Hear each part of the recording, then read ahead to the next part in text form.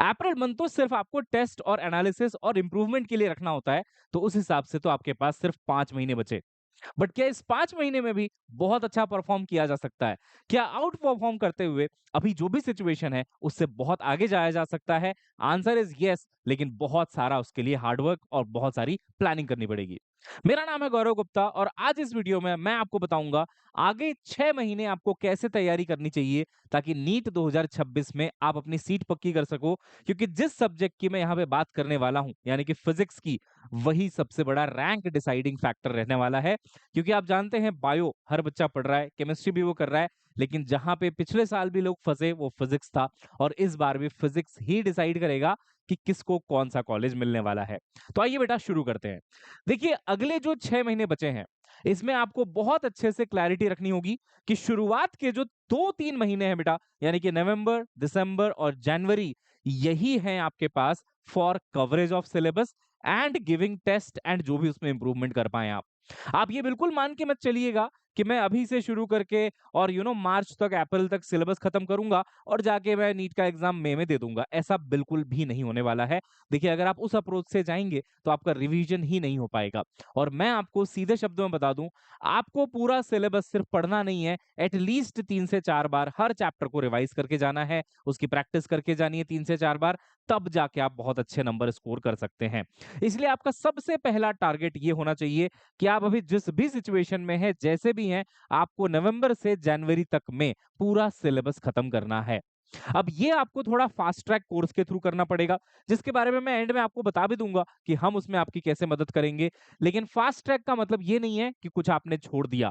बस एक ऐसा बैच जो फास्ट पेस पे चल रहा है, जल्दी चीजें कवर हो रही हैं, कंप्लीटली हो रही हैं। उसके बाद आते हैं फेब और मार्च। फेब और मार्च में आपको बेटा प्रैक्टिस पे फोकस करना है। बहुत सारे क्वेश्चंस की प्रैक्टिस करनी है। डिटेल में बताएंगे कैसे करना है और साथ में रिवीजन करना है और फिर टेस्ट देते रहने हैं। देखिए टेस्ट यहाँ भी था, टेस्ट यहाँ भी है। टेस्ट हमेशा देते रहना है। अभी के लिए वीकली होने वाला है। अप्रैल में जाके बेटा आपको टेस्ट की फ्रीक्वेंसी आप थोड़ी बढ़ा सकते हैं, क्योंकि बहुत कुछ नया पढ़ने को नहीं होगा। पुराना रिवाइज करने में टाइम भी कम लगेगा और फिर टेस्ट देके एनालिसिस करनी होगी। तो आइए समझते हैं सबसे पहले कि चलिए ये तो स्केड्यूल हो गया कि किस तरीके से आपको चीजों को फॉलो करना है। ये कवर अप सिलेबस, इसके बारे में भी मैं आपको बताऊंगा, लेकिन जानते हैं टेक्निकलिटीज क्या-क्या रहने वाली हैं। देखिए, आपके पास जो पूरा वीक होगा, 7 दिन होते हैं वीक में। जनरली संडे को आप टेस्ट देते हैं, बचे आपके पास 6 दिन। 6 दिन में आप 3+3 रूल यूज़ करिए। अब ये 3+3 रूल क्या होता है?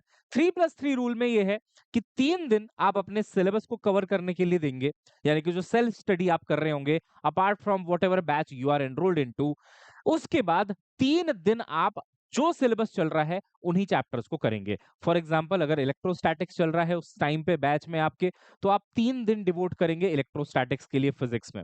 और बाकी के 3 दिन आप पुराना रिवाइज करेंगे। फॉर एग्जांपल पुराना कोई chapter, let's say work energy power, वो काफी टाइम से रिवाइज नहीं हुआ और शेड्यूल में आता है कि वर्क एनर्जी पावर रिवाइज करना है, तो वो 3 दिन। For example Monday, Tuesday, Wednesday, Thursday, Friday, Saturday, इनमें से आप कोई भी 3 दिन ले लीजिए, maybe MWF, just for your coverage of syllabus. जो भी सिलेबस आपके टीचर आपको बैच में पढ़ा रहे हैं, आप उसका रिवीजन करेंगे, आप उसके क्वेश्चंस करेंगे। बट बाकी के जो 3 दिन है, पुराना चैप्टर उठा के आपको पढ़ना चाहिए। अगर आप बिल्कुल फ्रेश बैच में एनरोल होते हैं अभी-अभी, मान लीजिए नवंबर 1 से, तो आपको क्या करना है, सारे दिन फिर तो आप जो चल रहा होगा उसी को चलाइए, बट आगे जाके आपको 3+3 रूल यूज करना है। इससे क्या होता है, जो सिलेबस चल रहा है वो भी होता रहता है, जो पुराना है वो भी रिवाइज होता रहता है। और नीट के प्रिपरेशन में बेटा सबसे क्रूशियल बात यही है कि क्या आप पुराना रिवाइज कर रहे हो कि नहीं कर रहे हो। नेक्स्ट आते हैं, नेक्स्ट टेक्निकलिटी क्या है, एक ट्रैकर जरूर बनाइए, क्योंकि आपको ये याद ही नहीं रहेगा कि कौन सा चैप्टर आपने कितनी बार रिवाइज किया। मैं फिर से कह रहा हूं, एक बार चैप्टर को पढ़ लेने से, क्वेश्चंस लगा देने से सिलेक्शन नहीं होगा। आपको अगर सिलेक्शन लेना है, अभी भी जो 6 महीने हैं, 3 से 4 बार आपको सेम चैप्टर को पढ़ना ही पड़ेगा, रिवाइज करना पड़ेगा, क्वेश्चंस लगाने पड़ेंगे। तो सारे चैप्टर्स की लिस्ट बना दीजिए। फॉर एग्जांपल फिजिक्स के मैंने कुछ चैप्टर्स यहाँ पे लिख दिए। जब-जब आप उसको रिवाइज करते जाएँ या पढ़ते जाएँ, आप एक उसमें देखिए ग्रीन टिक कर दीजिए। तो पहला बार पढ़ा तो 1 टिक किया। मान लो कुछ दिन बाद फिर से एक रिवीजन किया तो 2 टिक हो गए। तीसरी बार फिर से रिवाइज़ किया तो 3 टिक हो गए। अब जैसे मान लीजिए मोशन 1D अभी रिवाइज़ नहीं हुआ है तो 1 ही टिक है वहाँ पे। एक ही बार बस पढ़ा हुआ है, रिवाइज़ नहीं हुआ है। एक बार पढ़ा हुआ, रिवाइज़ नहीं हुआ। ये एक बार पढ़ लिया, एक बार रिवाइज़ हो गया। इस तरीके से ट्रैकर बनाइए और आपको ये मेक श्योर करना होगा कि किस चैप्टर में टिक्स कम दिख रहे हैं, उस चैप्टर को उठा के रिवाइज़ करना पड़ेगा। और ये ट्रैकर अभी 1 महीने, 1.5 महीने तक देखना कितना अच्छा बन के तैयार होगा and it will really help you in revision. क्योंकि आपको कई बार ये रिस्पॉन्सिबिलिटी फ़ील नहीं होती है, मेमोरी में नहीं आता कि कौन से चैप्टर को ज़्यादा रिवाइज़ कर चुका हूँ या कर चुकी हूँ या किस चैप्टर को कम रिवाइज़ किया हुआ है। अब जो भी बहुत इंपॉर्टेंट चैप्टर्स होते हैं, बहुत इंपॉर्टेंट, जिससे क्वेश्चंस आने ही आने हैं, for example modern physics, units and measurements 3 से 4 सवाल आने हैं, इनमें आप ये टिक 4 तक या 5 तक भी लेके जा सकते हैं। ईएम वेव एक छोटा-सा चैप्टर है, बहुत 4-5 पन्ने का, उसमें अगर 2-3 टिक भी हैं तो भी चलेगा। इस तरीके से अपना रिवीजन को पूरा प्लान करो और ट्रैकर बनाओ। नेक्स्ट है क्वेश्चन की मार्किंग करो। मार्किंग का मतलब अगर कोई क्वेश्चन बहुत अच्छा लगा या वो आपसे नहीं हुआ या आपको लगता है दोबारा सॉल्व करना चाहिए इसको, तो रेक्टेंगल, स्क्वायर, ट्रायंगल जो भी शेप आपको अच्छा लगे वो बना के रखो, क्योंकि बार-बार जब आप रिवाइज करोगे तो सारे क्वेश्चन सॉल्व करने का टाइम नहीं रहेगा। इन क्वेश्चंस को सॉल्व कर लोगे तो एक तरीके से चैप्टर कंप्लीट माना जाएगा। नेक्स्ट आता है टेस्ट एंड एनालिसिस। अब देखिए, टेस्ट के लिए वेट नहीं करना है, ये सबसे बड़ी गलती बच्चे करते हैं कि बोलते हैं यार अभी तो हम पढ़ाई कर लेते हैं, पहले सिलेबस कंप्लीट कर लेते हैं, टेस्ट जब होगा लास्ट में अप्रैल का महीना, मार्च का महीना, तब देंगे, तब एनालिसिस कर लेंगे, तब इंप्रूवमेंट हो जाएगा। नहीं है ऐसा।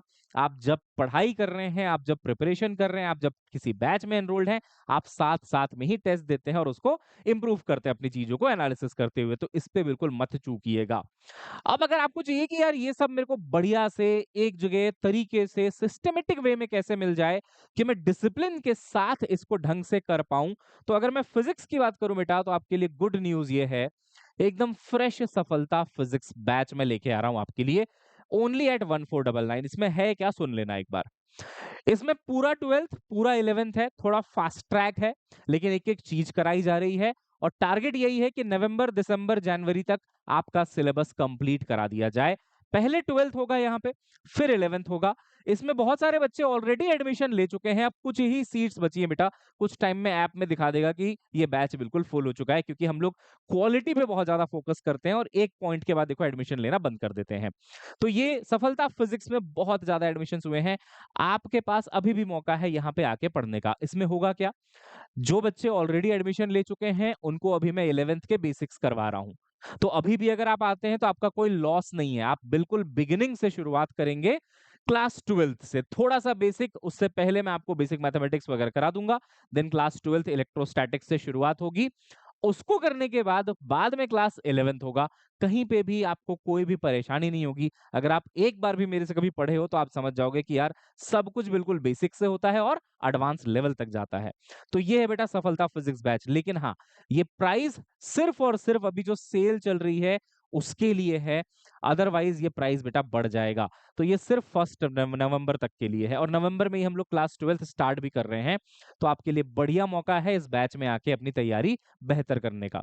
अच्छा, अगर आपको सिर्फ फिजिक्स नहीं बल्कि तीनों सब्जेक्ट में दिक्कत आ रही है, तीनों सब्जेक्ट के लिए कोर्स चाहिए, तो डोंट वरी बेटा, हमारे पास हेमंत सर, गार्गी मैम और मेरी जबरदस्त टीम है। सफलता बैच में बेटा आप 2999 में उसको परचेज कर सकते हो। तीनों अमेजिंग टीचर्स बेटा आपको मिल जाएंगे। फिजिक्स, केमिस्ट्री, बायो आपका बेस्ट तैयार हो जाएगा। सेम बैच है, उसका ओनली फिजिक्स भी मिल सकता है आपको, तीनों भी मिल सकता है।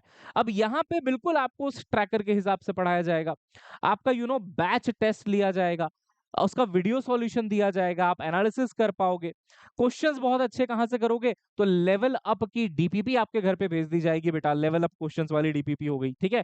ट्रैकर आपको पूरा सिलेबस देखने को मिलता है जब आप ऐप में आ जाते हैं, कौन-सा चैप्टर हुआ है, कौन-सा नहीं हुआ है। रिवीजन प्लानर वगैरह मैं अपने मेंटरशिप में आपको दे दूँगा और उस मेंटरशिप में आने के लिए आपको सिंपल काम करना है, जब आप बैच ले रहे होगे ना, आपको PHEEL यानी कि फ़ील कोड यूज़ कर लेना है, दैट्स इट। उसके बाद बेटा ये नंबर है, इस पे आप कॉल कर सकते हैं, कोई भी डिटेल हो, कोई भी हेल्प चाहिए हो, आप यहाँ पे ले सकते हैं and you can enrol into it, ठीक है? अच्छा, अच्छी बात एक और ये है कि अभी हम आपको 2x वैलिडिटी भी दे रहे हैं। वैलिडिटी ज़्यादा रहेगी बैच की, ठीक है? Set of 12 books plus mentorship मिल रहा है बेटा आपको विथ नीट 2026 बैचेस एंड महापैक। जो बैच है, पूरा का पूरा बैच है और महापैक है, उसके साथ 12 किताबों का एक सेट भी दिया जा रहा है, प्लस आपको मेंटरशिप दिया जा रहा है। अब ये सब ऑफर का पार्ट है। बहुत जल्दी खत्म हो जाएगा, 1 नवंबर तक ही ये रहने वाला है, देख लीजिए आप। तो अच्छा मौका है, अपनी आखिरी जो 6 महीने बचे हैं बेटा, उसका टाइम का सही यूटिलाइज़ेशन और सही तैयारी करने का।